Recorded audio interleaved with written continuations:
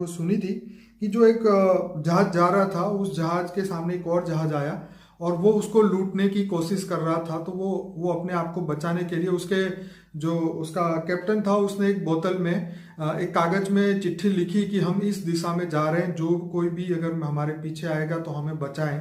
तो ऐसा एक चिट्ठी लिख के बोतल में डाली और फिर वो उस दिशा में आगे बढ़ गए। उसका क्या हुआ वो तो पता नहीं, लेकिन उसके बाद 20 साल बाद वो बोतल जो है किसी और नाविक को मिली जो जहाज लेके जा रहा था। उसने उसने उसको पढ़ी और फिर उसको लगा कि अब ये अभी की घटना हुई है, बोतल अभी पड़ी है।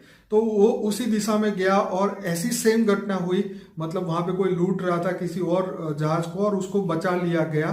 तो मतलब ये हुआ कि वो जो बोतल है, तो वो एक 20 साल बाद की सेम नाम की जो शिप थी उसको बचाने के लिए निमित्त बनी। तो आप ऐसी स्टोरी को थियरी ऑफ कर्म के साथ कैसे जोड़ेंगे? देखो, किसी ने एक बोतल में अपना मैसेज डाल दिया कि भी मेरे मेरे को लूट रहा है जहाज को, ठीक है। मुझे बचाने आना है। ठीक है। तो उसको मन में थी कि मुझे कोई ये पकड़ेगा, ये मेरी चिट्ठी हाथ में आएगी ठीक है। तो कोई मुझे बचाने आएगा। ठीक है। वो भावना से वो तो चला गया, अब उसका क्या है वो तो पता नहीं। ठीक है। मगर 20 साल के बाद ऐसा ही कोई स्टोरी बनी, कोई जहाज ने हुआ, मगर उसने तो डाला नहीं था ना। ठीक है। वो उसने तो नहीं 20 डाला। साल पहले की वो बोतल किसी के जहाज के हाथ में आई हाँ। और उसने उसको बचाया। ठीक है। तो ये थियरी ऑफ कर्म कहते हैं ना, तुम्हें कुछ अच्छा कर्म किया होगा, कई जन्मों के बाद तुम्हें अच्छा कर्म किया होगा तो अच्छे फल मिलते हैं। ठीक है। एक बार बताऊं कि कर्म मतलब कर्म कभी फेल नहीं हो सकता। ठीक है। जैसे बूंद बूंद भर के भी सरोवर सागर भर जाते हैं, ठीक है। ऐसी तरह अच्छे कर्म भी, अच्छे कर्म, कई जन्मों के अच्छे कर्म जो संचित कर्म बन के एक जीवन में तुम खरबों खरबोपति बन जाते हो। क्या?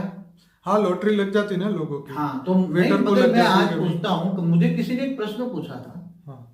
कि आज जो जैसे सऊदी अरेबिया में अरबोपति, वो बेहिसाब मिल्कत के मालिक हैं, सही बात। जिनकी मिल्कत उसको खुद को पता नहीं।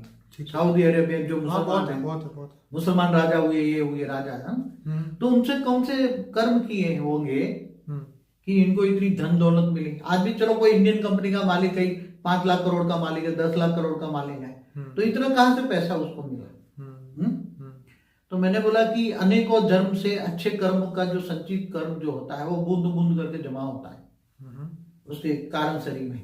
ठीक है। और फिर जब ऐसा समय आता है, जब फल देने का वक्त आता है, तब एक साथ में वो फल दे देता है, एक साथ में धनाढ्य बन जाता है, श्रीमंत बन जाता है। ऐसा कर्म बंधन का नियम है। तो बाबूजी, ये जितने भी बिलियनर है